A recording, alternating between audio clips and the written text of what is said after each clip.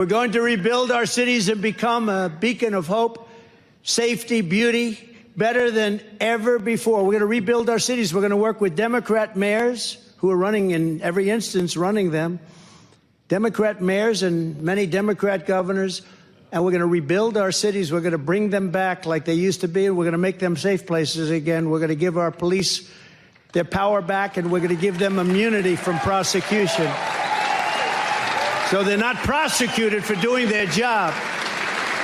We'll take over the horribly run capital of our country, Washington, D.C., and clean up, renovate, and rebuild our capital city so that it's no longer a nightmare of murder and crime, but rather it will become the most beautiful capital anywhere in the world.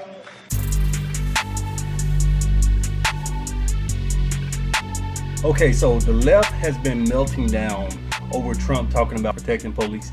A couple of months ago, Trump was talking, I think it was at Turning Point USA, and he talked about how police are persecuted nowadays, how people have gone too far from police getting away with stuff to now police being full-blown persecuted, and the community is suffering. Businesses are suffering, and individuals, especially individuals in certain neighborhoods, are suffering because now nobody wants to be a cop. Recruitment is way low.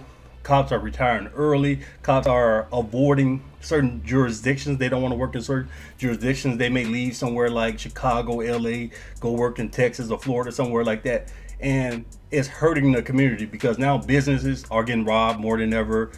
Homeless vagrants are doing all types of stuff, gang-related crimes going on, and there's just not enough cops in these large cities. There's not enough cops to do the job to help secure the city. And the cops that are there are afraid to do anything. We look at a situation like Derek Chauvin. We can argue about that, whether he should have went to prison or not, or whether George Floyd, did he die from being choked out? Did he die from drugs? That's a different video. But when you see cops getting arrested and sent to prison, a lot of people are saying, you know what, I did want to be a cop, but I'll pass. When you see cops being demonized, when they're trying to secure a certain area, they're being spit on, yelled at, stuff like that, they're saying, you know what, I'll pass. Because you make one little wrong move, one mistake in your life. You can be in prison for decades. You can lose your retirement. You can lose your home. Your family can be completely asked out. So Trump is saying these cops need some type of protection. That way, the community gets protection. But the left didn't take it that way. When Trump said it, the left said, see, Trump's a dictator. He wants his own personal police force, and he wants to give them immunity from all types of crime.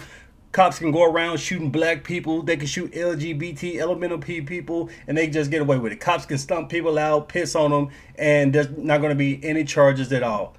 Now, anybody with two brain cells to rub together knows that's not what he's saying. The media knows that's not what he was saying. But of course, they're going to spin up some controversy, and they're going to create propaganda to manipulate these smooth brain voters on the left. So let's look at a clip here from some of Roland Martin's people bitching about it, taking it completely the wrong way. They drank the Kool-Aid.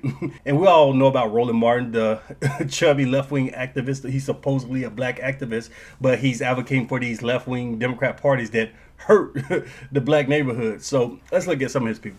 I'm actually quite scared. I mean, quite frankly, I'm scared. To have a major party candidate literally with a complete disdain for the Constitution, literally telling us and putting it in plain sight his focus on an authoritarian rule. When you start talking about giving police immunity, that's one thing. But when these also a Time magazine article came out this week where he really outlined some of the horrifying things he plans to do once he's in office, kind of using the National Guard and the military as his own personal police force. Not only would America really be in trouble, like the world will be in trouble.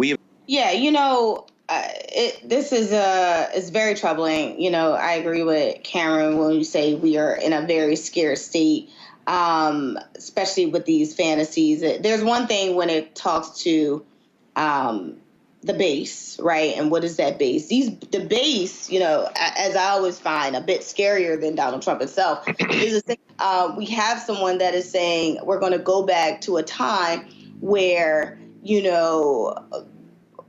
we were in charge, and we, as we already know who that is. Now let's go back to this national black journalist, whatever the hell that conference was called, with that angry, emotional woman trying to yell at Trump and accuse him. So during that interview, they actually talked about the Sonia Massey situation with the psycho cop, and Trump explained and broke down what he meant by immunity to these people, even though they were really closed-minded and not trying to hear it. But let's take a look. So Sonia Massey, someone from Illinois, an unarmed black woman, was shot the other day in her home by a deputy sheriff. The deputy has since been charged with murder. You said police would get immunity from prosecution if you win. Why should someone like that officer have immunity, in your opinion? Immunity? Immunity. I don't know the exact case, but I saw something, and it didn't look good to me. It didn't look good to me. Are you talking with the water, right? Yeah, well, police unions are not backing this person either. But again, they're going to be charging the officer? I guess they're charging the officer. So why should he receive immunity? Well, he might not. I mean, it depends. It depends on what happens. I'm talking about people that are much different cases than that. We need people to protect ourselves. And by the way, in Chicago, as an example, a few weeks ago, July 4th weekend, they had 117 shootings and 17 deaths. Nobody wants that. Nobody wants that. We need to have our police officers have the respect and dignity back. In this particular case, I saw something that didn't look good to me. I didn't like it. I didn't like it at all. So can you get a little more specific back to the immunity question? Who would make those Well, right now, for the most part, people are protected by their unions, by their police unions, or by their police departments. But I'm saying if I felt, or if a group of people would feel that somebody was being unfairly prosecuted because the person did a good job maybe with crime, or made a mistake, an innocent mistake. There's a big difference between being a bad person and making an innocent mistake. But if somebody made an innocent mistake, I would want to help that person. What would those exceptions be? What would determine You an go innocent after mistake? somebody and it's a very close call and it's very dangerous. And you know, they have, the policeman's life and woman is a very difficult thing because sometimes you have less than a second to make a life and death decision. And sometimes very bad decisions are made. They're not made from an evil standpoint, but they're made from the standpoint of they made a mistake. So these people, they were against Trump to begin with. Anything he says, they're going to try to take it and twist it in whatever way that would make their viewers hate Trump even more. See, Trump, he's all for police immunity. He wants the police to go do drive-by shootings in your neighborhood, stomp out people. He's not advocating for safety in the community. He's actually trying to be a dictator and have the police be his personal army so he can sick them on you and kill all of y'all. Completely ridiculous. But we're going to listen to this black conservative woman. She's blowing up all over the place. She came out of nowhere a few weeks ago, blowing up all over the place. Extremely intelligent. So we're going to look at her debating and breaking down what the hell Trump was talking about to this left-wing Democrat. In what world do you genuinely believe that the president of the United States would grant police more power than what he has as a sitting president? Does it make sense? I can that only go. police would get full immunity. I can only go off of what he said. He said at the NABJ conference that you just asked me about Mm-hmm. that there would be an ethics council, that there would be some type of board to review every case in which immunity might not apply. So in cases in which your friend unfortunately passed away, in cases like Sonia Massey, which just happened, Mm-hmm. and even he said, I saw the clip and they were not doing their job. Mm-hmm. Those are not cases in which these people would receive full immunity. There would still have to be a case-by-case review. There would still have to be a board in which would have to grant this immunity. It's not a thing where every cop can just go out here and now we have lawless cops and an over-police society. That's not what he's preaching here. And while I don't speak for the president, because no, I'm not paid by nobody on Team Trump. So don't take this as this is what the Trump campaign has put out, because this is just me. But This is just Michaela. This is just Michaela. But Michaela is telling y'all that y'all sound ridiculous believing that the president would grant police more power than what he doesn't even have full immunity, because y'all love. Exactly. The president can't go around just shooting people, blowing people's brains off, stomping people out on the dirt. The president himself can't do that. But they're saying, oh, Trump is going to allow police to do this to black people and to gay people. he's going to create an army of terrorists. It's completely ridiculous, man. Who buys into this stuff? But you got networks like CNN, NBC, they're pushing it. And I'm asking a rhetorical question because we see who buys into it.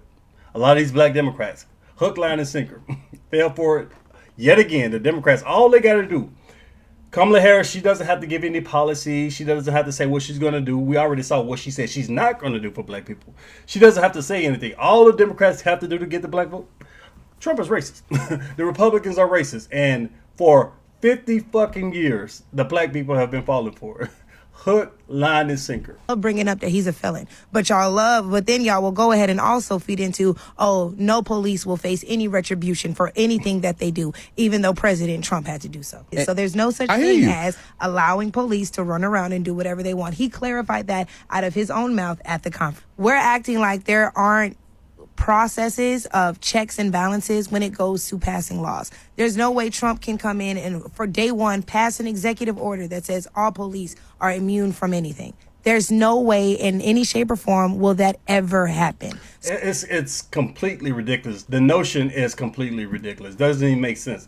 It sounds unconstitutional, but like I said, these sheep sit there and believe it. They sit there and watch CNN propagandists say this stuff, and then they run with it. They get on TikTok and Instagram and spread this dumbass message. So the public needs to understand that there is a process, and they should probably pay attention to their locally elected representatives to ensure that their locally elected representatives advocate for a fair process in regards to figuring out which police will receive immunity for what cases are brought. Yeah, so that's a great point right there, because a lot of people get mad at the president and sometimes the governor, but usually the president, about these police situations, these local situations.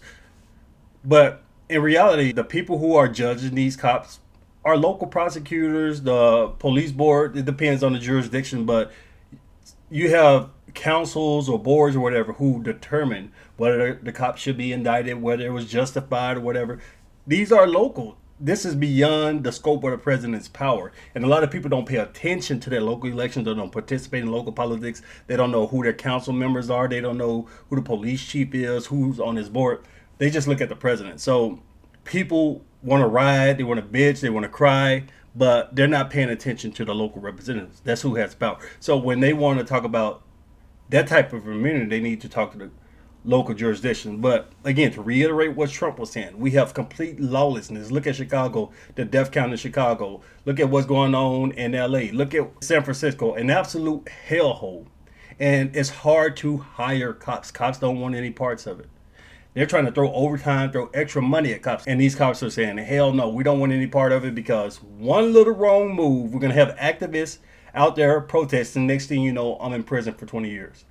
I want no part of it. So Trump is saying, in these case-by-case situations, we need to look at the situation to see if this cop is being wrongfully prosecuted. Maybe something terrible is about to happen to him, and we need to try to help him in that situation. Now, we look at the Sonia Massey situation where the guy was a full-blown psychopath.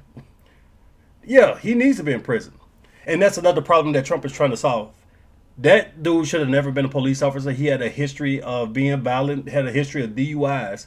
Yet he was a cop over there. It ended up seeing Sonia Massey, even though her mother asked for them to send non-aggressive regular cops there. But the problem is, it's so hard to recruit police officers that you have to take the lowest of the low, the bottom of the barrel. The high quality cops are getting the hell out of Dodge. So the police are saying, damn, we're so short-staffed. We don't want to hire this piece of shit. He's been at 5 different police departments over the last 6 years. He got DUIs. We don't want to hire him, but damn, he's all we can get. Because nobody wants to be a cop, because one wrong move and your life is fucked. But people not understanding that. So let me know what you guys think. Leave me thoughts below. Share the video. Thanks for watching.